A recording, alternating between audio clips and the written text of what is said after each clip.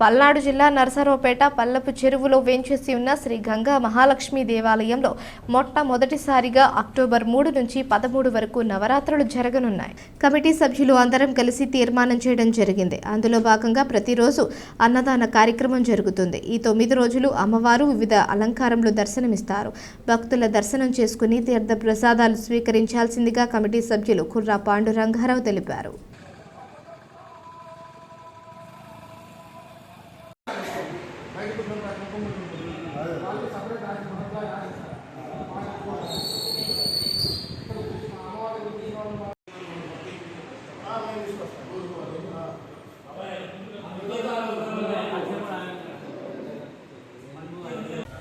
నర్సరావుపేటలో వల్లపు చెరువు వద్ద వేంచేసి ఉన్న గంగా మహాలక్ష్మి ఆలయంలో అక్టోబర్ 3వ తారీఖు నుండి అక్టోబర్ 13వ తారీఖు వరకు నవరాత్రి మహోత్సవాలు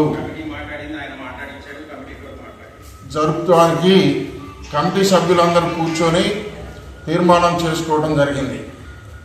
మరి ఈ రోజున రోజుకు ఒక అలంకారం చొప్పున మన శాస్త్రులు గారు చేయడానికి అంగీకరించారు. మొట్టమొదటిసారిగా ఈ గుడిలో నవరాత్రులు అలంకారాలతో సహా చేయడం అనేటువంటి జరుగుతుంది. ప్రతిరోజు కూడా ఒక అలంకారానికి కావాల్సినటువంటి భక్తులు వచ్చేసి ఆ కార్యక్రమాలు ప్రసాద కార్యక్రమాలు ఇవ్వడం జరుగుతుంది. ప్రతిరోజు కూడా నవరాత్రులు ప్రతిరోజు కూడా మనకి ఇక్కడ అన్నదానం జరుగుతుంది. నవరాత్రులు అయిపోయిన తర్వాత ఆదివారం నాడు మహా ప్రసాదం జరుగుతుంది.